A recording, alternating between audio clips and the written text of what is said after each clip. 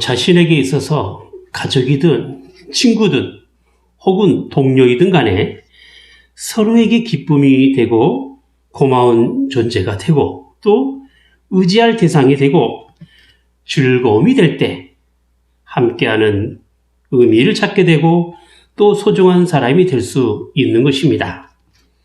이것은 서로가 어떤 관계를 맺고 있을 것인가에 대하여 매우 중요한 역할을 하게 됩니다. 만약 서로가 중요하지도 않고 또 서로가 고맙지도 않고 서로에게 기쁨이 되지도 않고 의지할 대상이 아니라고 한다면 함께 해야 할 의미가 점점 사라지게 될 것입니다. 인간이란 사람끼리의 관계를 통하여 사회를 형성하기 때문에 결코 혼자서는 살 수 없는 존재입니다. 그래서 함께 살아가야 할 의미가 어느 것 하나라도 자신에게 주어졌을 때 비로소 그 관계를 형성하며 살아가게 되는 것입니다. 소가 닭 쳐다보듯이 살아가거나 또 서로에게 아무런 의미가 없게 된다면 같이 살아도 같이 사는 것이 아니게 되는 것이죠. 상하 관계를 통한 명령이나 복종에는 기쁨이나 즐거움 혹은 고마움에 대한 의미가 없습니다. 그래서 부모와 자식의 관계를 상하 관계로 강조하는 가정에서는 서로에게 소중한 사람이라는 의식이 그리 크게 작용하지는 않습니다. 친구들끼리의 우정에 서로가 좋은 관계를 맺을 만한 요소가 없거나 직장이든 혹은 사회에서든 동료를 통해서 순기능적인 역할을 서로가 하고 있는지에 대한 의미를 찾지 못하게 된다면 결코 그 관계가 오래가지 못하고 함께 할 수 없는 사이가 되고 마는 것이지요. 자기의 삶에 필요한 사람으로 존재할 때 함께 살아갈 의미가 거기에 있는 것입니다. 그러므로 가족이든 친구든 또 동료든 간에 자기 삶에 필요한 사람으로 존재하고 있는가를 먼저 잘 생각해야 합니다. 이것은 다른 사람이 자기 자신에게 향한 것이든 아니면 자기 자신이 다른 사람에게 향한 것이든 모두 다 서로에 대한 필요 충분의 조건이 있는지를 살펴보셔야 한다는 이야기인 것이죠. 그렇다고 너무 일방적인 것도 그렇고 너무 무관심한 것도 그렇습니다. 그 마찬가지로 좋은 관계를 형성하는 것에 부정적인 영향력을 미치게 됩니다. 상호 소통할 수 있어야 하고 상대방에 향한 관심 여부가 좋은 관계를 맺을 수 있는 긍정적인 요소로 작용하게 됩니다. 이렇듯 좋은 관계 형성은 함께하면서 좋은 영향력을 미치는 삶을 통하여 나타나게 되는 것이지요. 사도 바울에게 있어서 고린도 교회는 과연 어떤 관계였을까요? 사도 바울은 교회의 설립자였습니다. 사도로 불리는 사람이었고 복음을 전하는 전도자였고 교회를 아끼고 사랑하는 사람이었습니다. 하지만 다른 한편으로는 죄인 중에 괴수였습니다. 사도 중에 가장 작은 사람이었습니다. 몸의 질병을 위하여 3번씩이나 기도할 만큼 병을 달고 사는 사람이었습니다. 그리고 자신의 후임자인 아볼로처럼 유창한 말솜씨를 가진 사람도 아니었습니다. 예수님을 믿기 전에는 도시락 싸들고 예수님을 믿는 사람을 핍박했던 사람이었습니다. 참으로 여러 가지 수식어가 붙는 사람이었고 그로 인하여 오해를 사서 사도로 인정하지 않으려 했으며 또 교회 방문에 대한 계획이 변경되는 이유로 인하여 전하는 그 복음조차 불신하려는 사람도 있었습니다.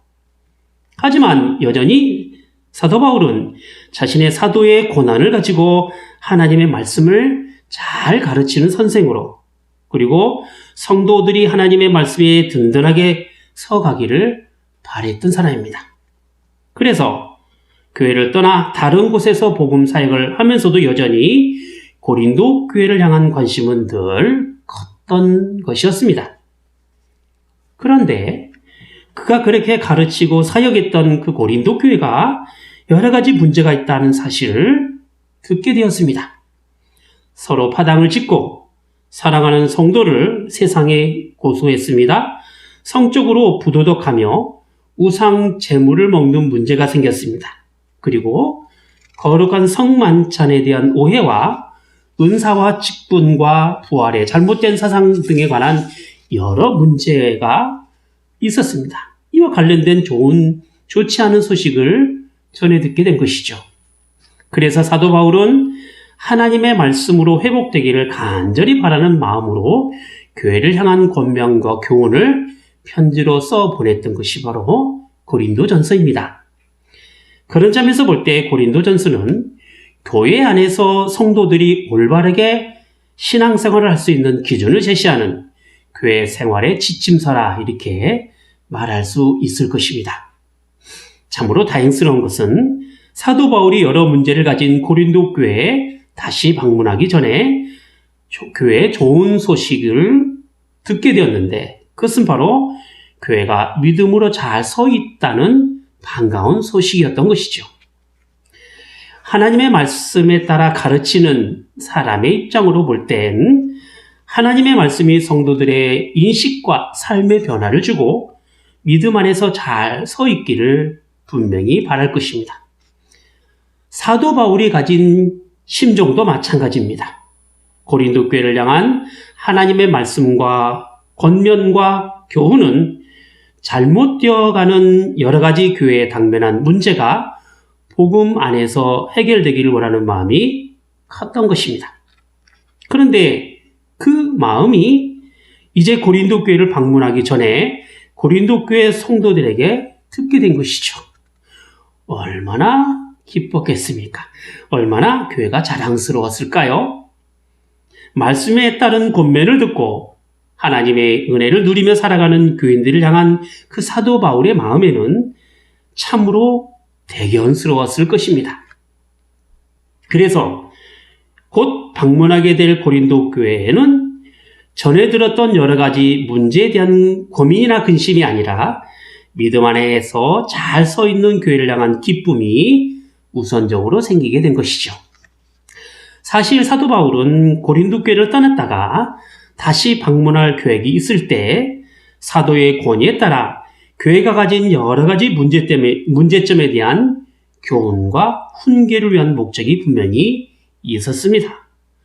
그래서 때로는 잘못된 것에 대한 엄한 책망을 해야 할 상황에 대한 근심이 있었던 것이죠. 하지만 사도 바울의 이번의 방문은 그렇게 하지 않겠다라고 한 것입니다. 이미 교회 성도들이 믿음으로 잘 서 있다는 사실을 들은 사도 바울에게 있어서의 방문 목적은 이제 여러 가지 교회가 가진 문제에 대한 근심이 아니라 함께 믿음 안에서 기뻐해야 한다는 사실에 있었던 것이죠. 1절과 2절 말씀 보겠습니다. 내가 다시 근심으로 너희에게 나아가지 않기로 스스로 결단하였노니 내가 너희를 근심하게 되면 나의 근심하게 한 자밖에 나를 기쁘게 하는 자가 누구냐? 사도 바울의 이러한 결단은 교회가 가져야 할 신앙의 유익이 어디에 있느냐에 따른 우선순위였습니다. 그것이 바로 근심이 아니라 기쁨에 있었던 것이죠. 어찌 교회 문제가 없었겠습니까? 어떻게 교회가 바로 믿음 안에서 잘 서 있을 수 있었겠습니까?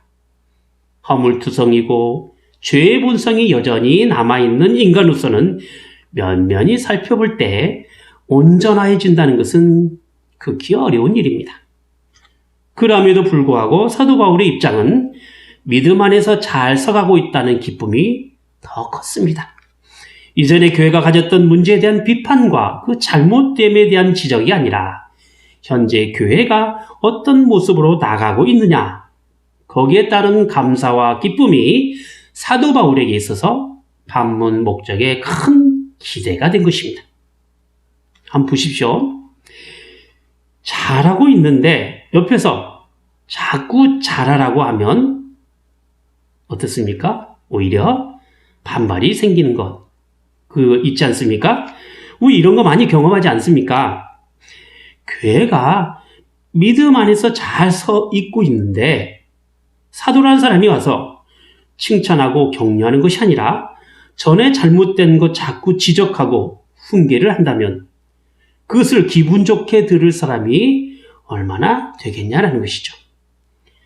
근심 어린 충고는 그야말로 근심하게 만드는 것이지 칭찬과 위로는 사실 되지 못하는 것입니다. 칭찬은 고래를 춤추게 한다. 이 속담이 괜히 있는 게 아니죠. 본문 2절을 좀 더 분명하게 이해하기 위하여 공동 번역본에 보면 이렇게 번역해 나와 있습니다. 나를 기쁘게 해줄 수 있는 사람은 여러분밖에 없습니다. 그런데 내가 여러분의 마음을 아프게 한다면 나를 기쁘게 해줄 사람에게 슬픔을 안겨주는 셈이 되지 않겠습니까?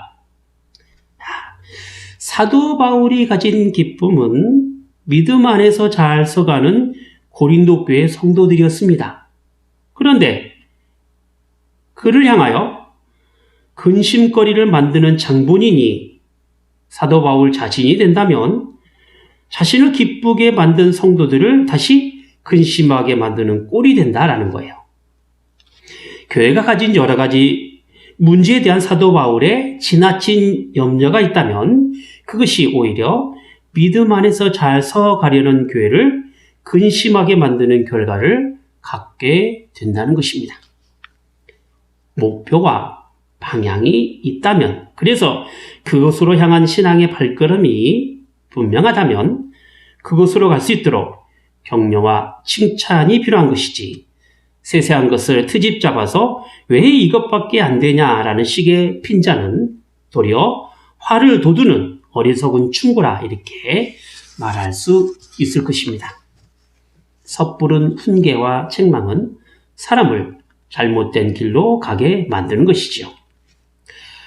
한국 사람은 잘못된 것에 대한 지적과 비판에 익숙합니다. 그러다 보니 칭찬에 소극적이고 칭찬을 많이 어려워합니다. 그래서 사람이 힘들고 어려운 일을 만날 때 용기를 북돋아 주기고 또 위로해 주기보다는 뭔가 잘못을 했기 때문에 그런 일을 당한 것이라고 판단하게 됩니다. 자, 욥기서를 보면 욥의 세 친구가 나옵니다. 그리고 욥이 당한 어려움에 대하여 세 친구의 말들은 격려와 위로보다는 하나님 앞에 무엇인가 큰 잘못을 저질러서 이렇게 어려움을 당하지 않느냐라는 식의 비판이 더 앞서 있었던 것입니다. 세 친구의 충고나 비판, 그게 전혀 잘못된 말은 아닙니다. 여러분이 알고 있는 아주 유명한 말씀의 구절이 있죠. 내 시작은 미약하였으나 내 나중은 심히 창대하리라. 이 말씀은요, 욥의 친구인 빌닷의 충고에서 나온 말입니다. 하지만 이 말씀도 역시 욥의 잘못을 지적하면서 자녀들의 죄에 대하여 부지런히 하나님께 잘못을 구하고 자신을 잘 돌아보면 언젠가는 하나님께서 형통하게 해주시겠다라는 그 조언이 되는 것이지 위로와 격려 차원에서 한 말은 분명 아니라는 것입니다. 가르치고 권면한 사람은 많습니다. 이 말은 뭐냐? 반대로 이야기하자면 가르침을 받고 배우려는 태도를 가진 사람은 적다라는 뜻이지요. 우리가 가진 권위의식에는 가르치고 권면하는 사람은 좀 위에 있고 배우는 사람은 아래에 있다라고 생각을 합니다. 그래서 다 선생은 되고 싶어 하지 배우는 학생이 되고 싶지는 않다는 것이죠. 어쩌면 충고하고 권면하는 것에 익숙한 것은 이런 의식이 자리를 잡고 있지 않는가 싶어요. 고린도전서 4장 15절에 보면 그리스도 안에서 일만 스승이 있으되 아비는 많지 아니하니 라고 한 것은 사랑으로 감싸고 이해를 해주고 돌보아 주면서 격려와 위로가 필요한 교회 안에서의 참 부족한 모습이 아닌가 이렇게 생각이 되어집니다. 모두가 비판이면 누구로부터 위로가 되며 또 모두가 교훈하면 누가 그 말씀을 배우는 자리에 있겠습니까? 엄한 꾸중보다 위로의 말 한마디가 사람을 살릴 수 있고 기쁨 가운데 살아갈 용기를 가질 수가 있는 것입니다. 다양하고 복잡한 현실에서 믿음으로 살아가야 할 성도에게는 언제나 현실적인 어려움과 문제들이 다 있습니다. 그래서 때로는 그 겪어야 할 문제로 인하여 넘어지기도 하고 힘에 겨워할 때도 있습니다. 이러할 때 필요한 것은 격려와 용기를 불어넣어 주는 것이지 핀잔을 주는 것은 그 마음의 상처밖에 안 남습니다. 우리가 기억할 것은 하나님의 자녀들에게는 언제나 위로부터 주시는 하나님의 은혜가 있습니다. 그리고 그 은혜를 누릴 만한 충분한 그릇이 모든 믿음의 사람들에게는 준비되어 있습니다. 그러므로 그 은혜의 그릇의 말씀을 잘 받을 수 있도록 격려를 해주는 것이 필요합니다. 그릇을 덮어놓고 가르치려 하고 덮어놓고 책망하는 것은 받아야 할 그 은혜를 쏟는 어리석은 모습입니다. 잘잘못에 대한 비판과 책망은 자신에게 향해 있어야 되지 그것이 은혜가 됩니다. 남을 향하였으면 반드시 자신에게 돌아오게 되어 있습니다. 예수님께서 산산수를 통해서 가르친 말씀이 그거 아닙니까?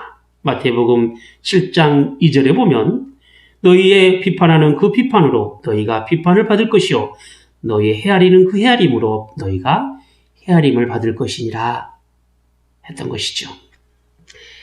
자, 사도 바울이 가진 확신이 어디 있습니까? 그것은 자신의 기쁨이 곧 교회의 기쁨이 된다라는 그 사실에 있었습니다.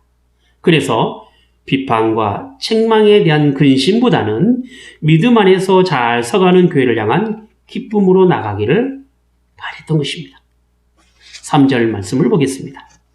내가 이같이 쓴 것은 내가 갈 때에 마땅히 나를 기쁘게 할 자로부터 도리어 근심을 얻을까 염려한 것이 아니요 너희 무리를 대하여 나의 기쁨이 너희 무리의 기쁨인 줄 확신함이로다 라고 했어요.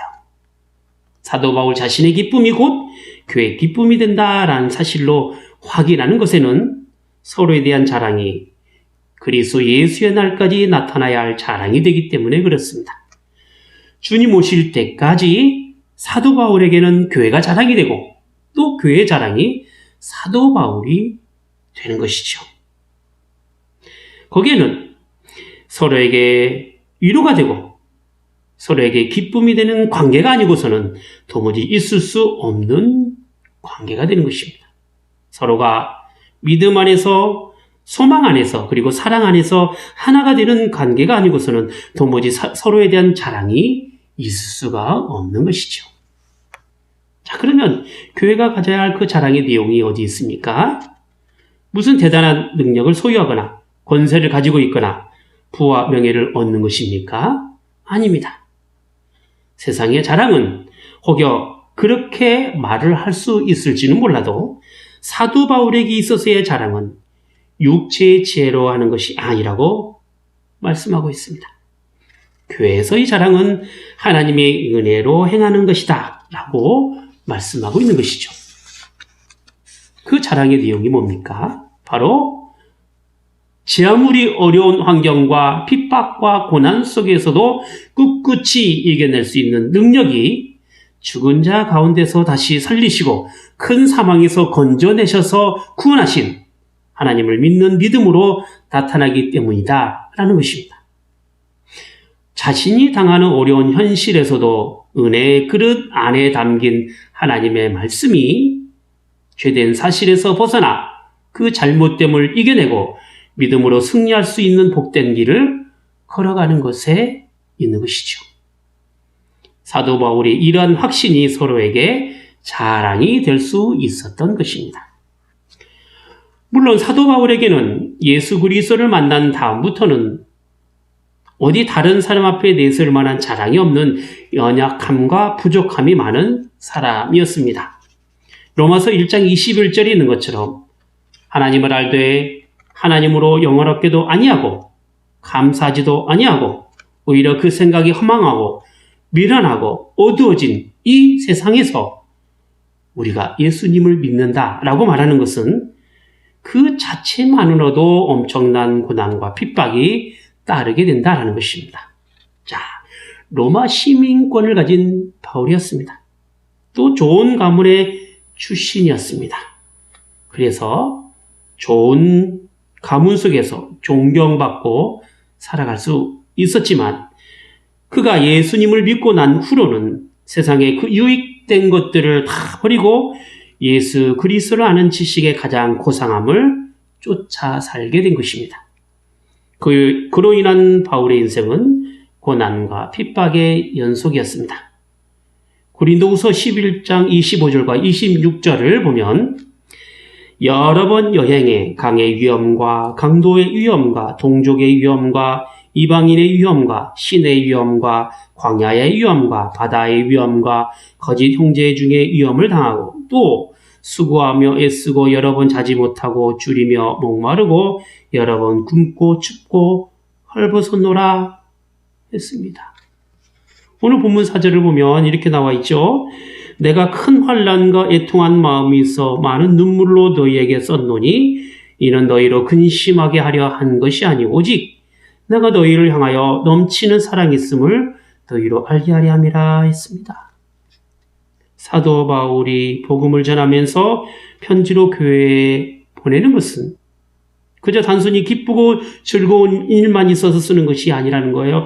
큰 어려움 가운데서 핍박 가운데 고난 가운데서 눈물로 쓰는 편지다라는 것입니다. 하지만 중요한 것은 이러한 눈물의 편지는 고린도 교회 또한 예수님을 믿는다는 이유로 핍박과 어려움 속에 있다라는 그 사실로 같은 처지임을 알아 서로에게 위로가 되고자 함에 있었던 것입니다. 교회를 향한 사도 바울의 넘치는 사랑이 환난 가운데서 근심과 걱정으로 살아가는 것이 아니라 오히려 서로에게 자랑이 되고 기쁨이 되게 하려는 데 있었다라는 것이죠. 이 세상에서 받는 환난이 앞으로 우리에게 주어질 영광의 큰 것을 바라볼 수 있기에 서로에게 위로가 될 수 있었던 것입니다. 고로 참 신앙은 큰 고난 가운데서 더 큰 위로와 기쁨으로 나타나게 되는 것이죠. 오늘날의 신앙생활은 물리적인 어떤 핍박이나 고난이 동반되지는 않습니다. 교회 다닌다고 해서 매를 맞거나 집에 가두거나 하지는 않죠. 오히려 교회를 다니는 것에 대하여 매우 자유로워졌습니다. 옛날처럼 서양 귀신 섬긴다고 이상한 눈으로 바라보지 않았습니다. 자, 그러면 교회가 더 붕될 수 있고 교인이 더 많아져야만 합니다. 신앙의 자유가 사람을 교회로 모을 수 있게 합니다. 그런데 꼭 그렇게 되진 않아요. 오히려 신앙의 자유가 사람을 교회로부터 멀어지게 만듭니다. 핍박과 고난이 없으면 없을수록 믿음에 따른 간절함이 사라지게 됩니다. 열심을 내고 수고하고 애써서 지켜야 할 그 신앙의 모습은 자꾸 희미해져만 갑니다. 왜 그럴까요? 그것은 바로 우리의 신앙이 환난과 어려움 속에서 우리를 향한 하나님의 넘치는 사랑을 확인하지 못하기 때문에 그렇습니다. 사도 바울의 환난에 따른 그 눈물에는 언제나 교회를 향한 넘치는 사랑이 있음을 확인하는 것에 있었던 것이죠. 기독교는 낮아짐의 종교입니다. 그래서 억울하기도 하고 고난과 역경이 거기에 있는 것입니다.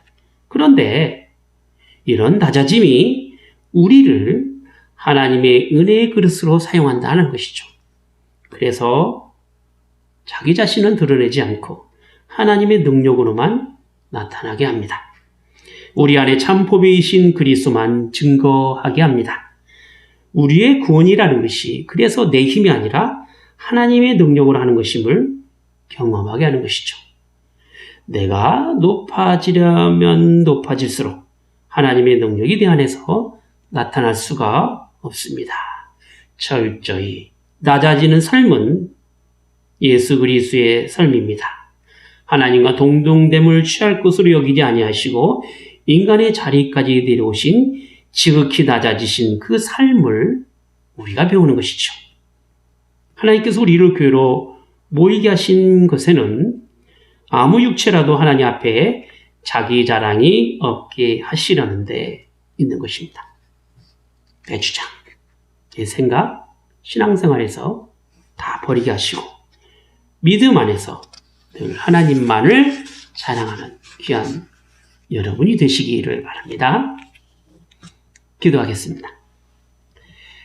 걸어가신 하나님 아버지, 환난과 핍박 속에서 성도가 신앙을 지킬 수 있는 것에는 저희가 가진 자랑과 저희의 위로와 저희의 기쁨이 오직 구원의 주님이 되시는 하나님께 있음을 저희가 고백하옵나이다. 그래서 때로는 실패도 하고 때로는 넘어지기도 하고 좌절과 절망 속에 때로는 살아왔던 인생들이지만 결국 하나님을 믿는 믿음으로 일어나고 하나님 나라의 소망을 가지고 살아갈 수 있사옵나이다. 현실의 그 답답함 속에서 하나님의 넓으신 그 은혜를 경험하게 하여 주시옵소서. 그리스도의 낮아짐을 통하여서 주님의 인격과 품성에 따라 겸손함을 배우게 하여 주시옵소서. 서로에게 유익이 되게 하시고 저희가 가진 신앙이 가정에서나 사회에서 순기능의 역할을 할 수 있게 하여 주시옵소서. 그리하여 믿음 안에서 서로에게 자랑이 되게 하시고 서로에게 기쁨의 사람이 될 수 있게 하여 주시옵소서. 주 예수 그리스도 이름으로 기도하옵나이다. 아멘.